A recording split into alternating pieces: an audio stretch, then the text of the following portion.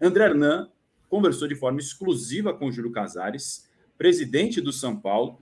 Evidentemente, o Rogério Ceni está no holofote nesse momento, diferente da luz do PVC que momentaneamente caiu, mas o Rogério Ceni está no holofote nesse momento porque o São Paulo sofreu uma virada inesperada, derrota por 2-1 para o Red Bull Bragantino, e a gente traz a declaração de forma exclusiva do Júlio Casares em conversa com o André Hernan, nosso colunista do All Sport e também parceiro de blog Mercado da Bola. Hernan conversou com o presidente do São Paulo para entender o momento da situação de pressão, porque nas redes sociais há muitas críticas. A gente trouxe, inclusive em parceria com o André Hernan aqui no De Primeira, sobre como está o ambiente do São Paulo pós-jogo, depois da virada, foi terrível, horrível, um dos piores de quem relatou o vestiário do São Paulo lá em Bragança Paulista depois da derrota por 2-1. E o dia a dia não está com sorrisos, foi a expressão que o André Hernan ouviu no bastidor, além de também ter ouvido sobre críticas do Morumbi para a Barra Funda, que tem um pouco disso em vários clubes, né? A gente vê no Flamengo tem o Ninho também de um lado, que é a parte do futebol. No São Paulo também tem essa divisão. O CT da Barra Funda concentra o departamento profissional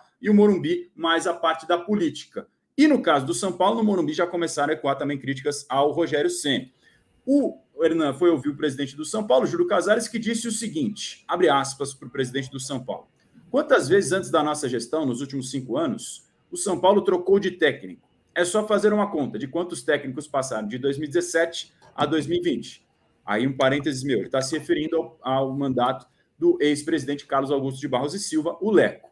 Fecha parênteses. Então, em 2021, tínhamos, claro, o Diniz, que foi técnico herdado da gestão Leco e que iniciou no comando técnico do São Paulo com a gestão do presidente do Casares, e ele continua, que não iria continuar, era uma outra filosofia.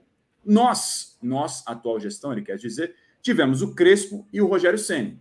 O São Paulo hoje, ao lado do Palmeiras e do Fortaleza, e aí eu abro mais um parênteses, o Palmeiras com Abel Ferreira e o Fortaleza com Juan Pablo Vojvoda, fecha parênteses, são os clubes que têm longevidade para os técnicos.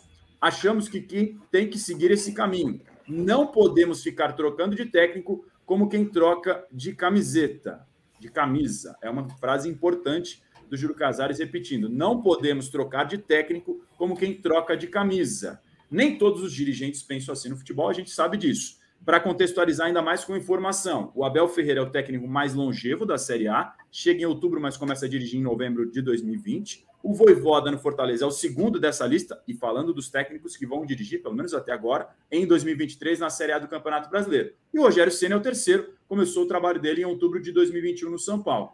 Então, o Casares veio a público por meio do blog Mercado da Bola com o André Hernan e banco o Rogério Ceni, dizendo que não vão trocar de técnico. Lembrando que tem clássico neste final de semana, São Paulo e Santos. O São Paulo que perdeu para o Corinthians no último clássico majestoso no Morumbi, quebrou um grande tabu, e agora já tem mais um clássico depois de uma derrota frustrante com virada de 2-1 lá em Bragança Paulista.